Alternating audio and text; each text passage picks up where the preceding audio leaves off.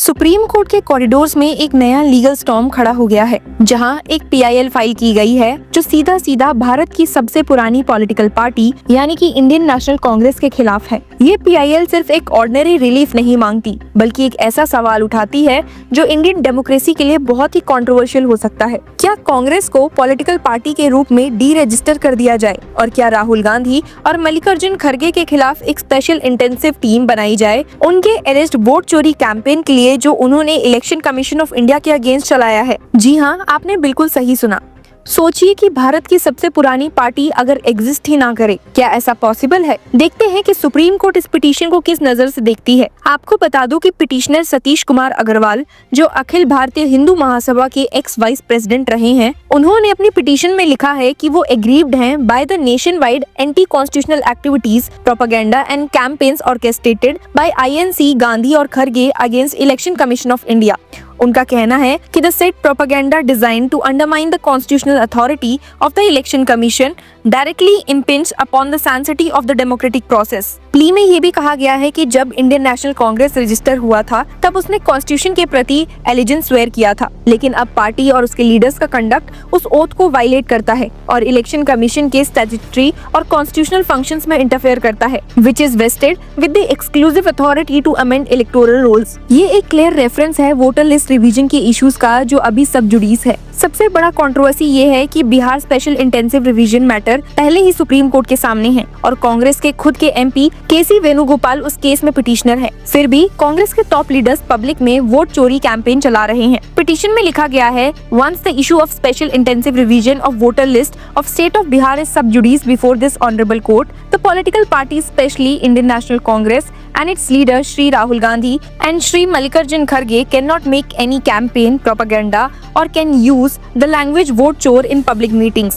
अग्रवाल ने अपनी प्ली में ये भी एलिज किया कि राहुल गांधी और मल्लिकार्जुन खड़गे ने अपने ओथ ऑफ ऑफिस को ब्रीच किया है जो उन्होंने पार्लियामेंट में सीट लेने से पहले लिया था।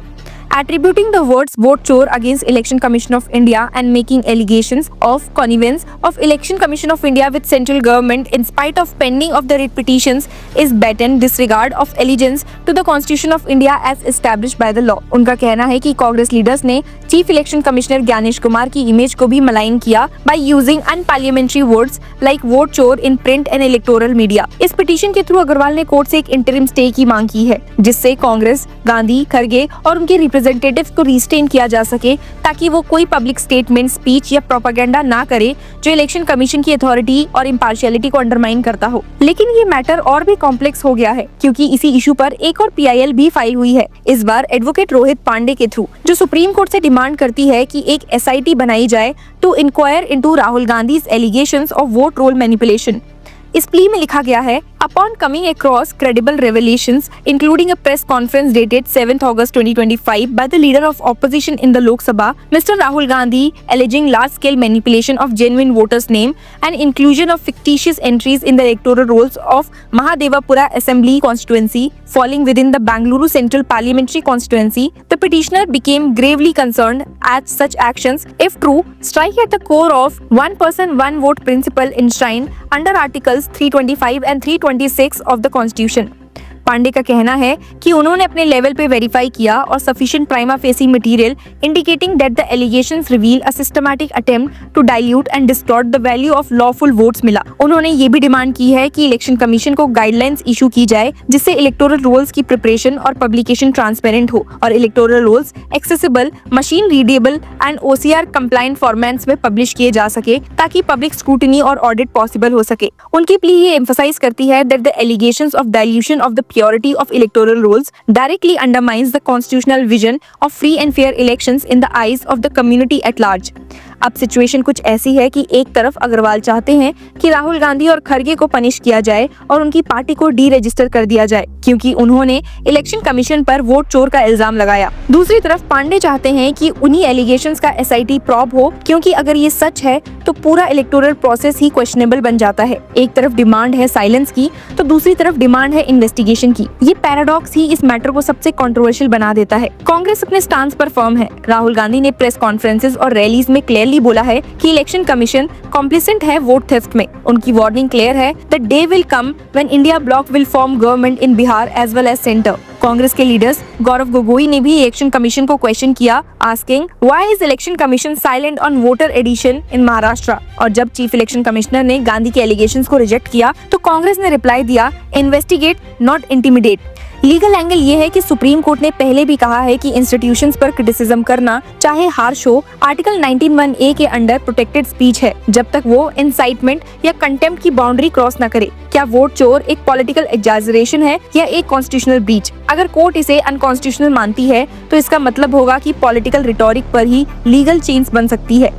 लेकिन अगर गांधी की एलिगेशन सच प्रूव होती हैं, तो फिर पूरे इलेक्शन की लेजिटिमेसी क्वेश्चन में आ जाएगी। सबसे ज्यादा शॉकिंग डिमांड है इंडियन नेशनल कांग्रेस का डी रजिस्ट्रेशन। सुप्रीम कोर्ट ने Indian National Congress versus institute of social welfare 2002 में क्लियर किया था कि इलेक्शन कमीशन के पास सिर्फ लिमिटेड ग्राउंड्स पर ही डी रजिस्ट्रेशन का पावर है, जैसे फ्रॉड या foreign allegiance. Criticism of election Commission of India उसके स्कोप में आता ही नहीं। इस वजह से अग्रवाल की प्ली डिस्प्रोपोर्शनेट लगती है और डेंजरस प्रेसिडेंट भी बन सकती है। इमेजिन कीजिए कि अगर एक स्लोगन पर एक पूरी पार्टी का रजिस्ट्रेशन खत्म हो जाए तो क्या इसका मिसयूज हर पार्टी के अगेंस्ट नहीं हो सकता? दूसरी तरफ अगर कोर्ट एक SIT बनाता है तो इलेक्शन कमीशन ऑफ इंडिया खुद एक इन्वेस्टिगेशन के अंडर आ जाएगी, जो पहले कभी नहीं हुआ। ये एक प्रेसिडेंट बनेगा जहां हर बार कोई पार्टी इलेक्शन कमीशन के अगेंस्ट एलिगेशंस लगाएगी तो कोर्ट को इंटरवीन करना पड़ेगा। लेकिन इग्नोर करना भी मुश्किल है क्योंकि वोटर ट्रस्ट एक डेमोक्रेसी का बैकबोन है। Case title Satish Kumar Agarwal versus Union of India and others शायद टेक्निकल लगे,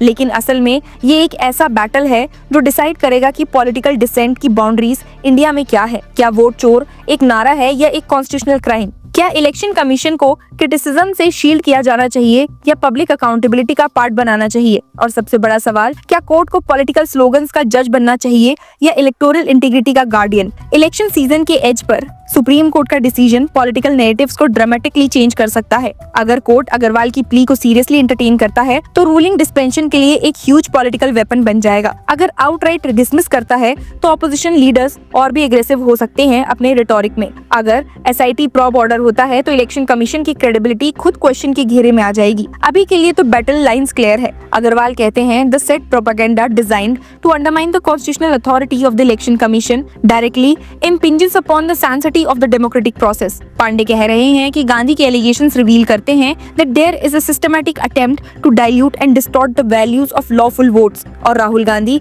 अपनी रैलीज में भी अभी भी बोल्डली यूज कर रहे हैं स्लोगन वोट चोर का। सुप्रीम कोर्ट के सामने चैलेंज ये है कि लॉ, पॉलिटिक्स और डेमोक्रेसी के इस क्लैश को बैलेंस कैसे करे। अगर कोर्ट एक नैरो कॉन्स्टिट्यूशनल लेंस से देखे तो शायद वोट चोर को फ्री स्पीच माना जाए और डी रजिस्ट्रेशन की डिमांड रिजेक्ट कर दी जाए। लेकिन अगर कोर्ट गांधी के एलिगेशंस को वेटेज देता है तो एक अनप्रेसिडेंटेड SIT प्रॉब हो सकता है जो इलेक्शन कमीशन ऑफ इंडिया की इमेज को शेक कर देगा। ईदर वे इस केस का आउटकम सिर्फ एक पार्टी या एक लीडर का नहीं है बल्कि इंडियन डेमोक्रेसी का फ्यूचर डिफाइन करेगा। सो लेट्स वेट कि सुप्रीम कोर्ट क्या एक्शन लेता है इन दोनों ही PILs में। Stay tuned to get all the updates.